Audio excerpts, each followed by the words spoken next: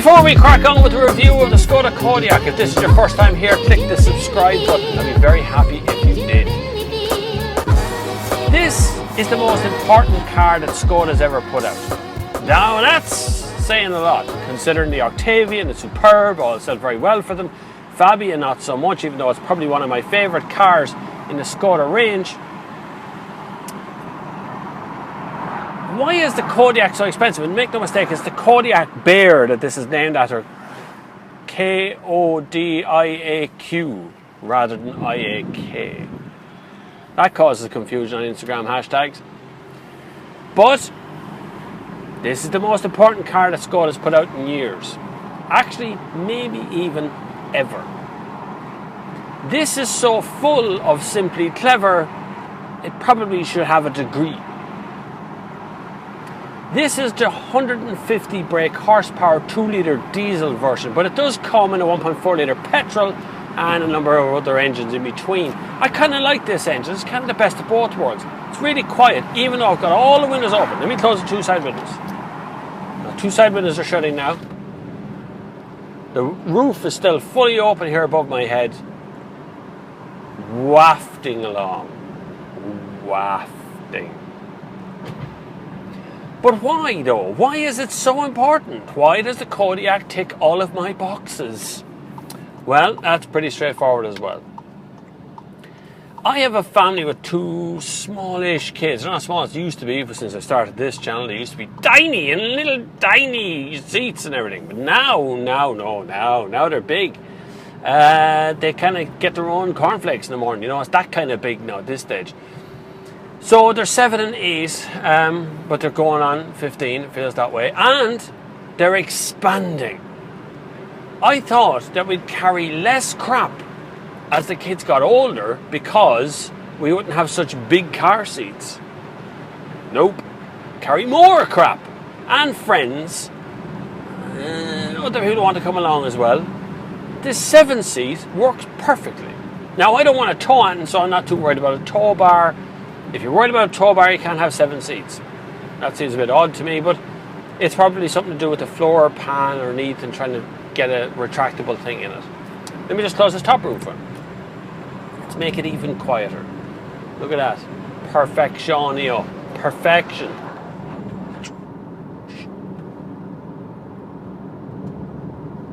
Silence is golden in a car like this.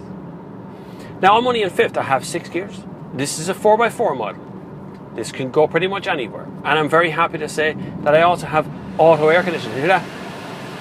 Hoover that comes on to properly cool you down. Woo! We'll turn that down there, just so because you can't hear ourselves. I won't say a soft spot for Skoda in particular, but I do have a soft spot when a car company gets things right and does things the way they should have been done to begin with. And that's what Skoda's done with this. They have managed to make this a very, very clever car in many respects. They've put a knob for the volume on this, whereas the Volkswagen one has a touch thing. You can touch it on the side. I don't care if it's the same one or not. I'm just saying that's the difference between the two. I prefer a knob to be able to control the volume on anything. Driving it, of course, it's a little bit lopey. It leans over a little bit, but I wasn't expecting anything else because, like, this isn't an Octavia RS or anything. This is a Skoda Kodiaq. This is as big as it gets in the Skoda range at the moment. There might be something bigger at some stage. But this has made, near as makes no difference, everything else out there kind of irrelevant because it drives really well. It's very, very quiet.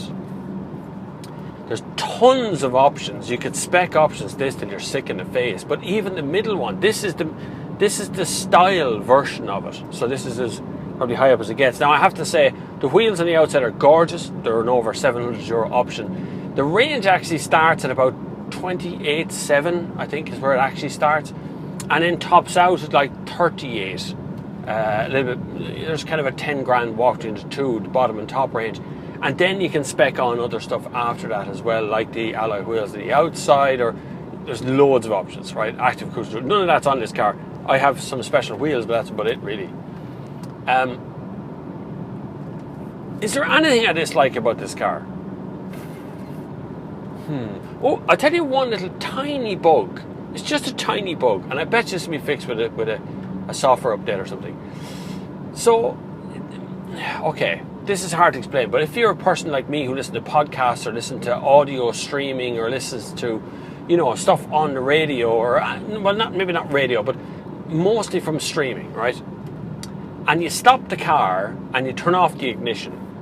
The minute you open the door, it cuts off the music, or whatever you listen to is gone as well. It stops the radio playing.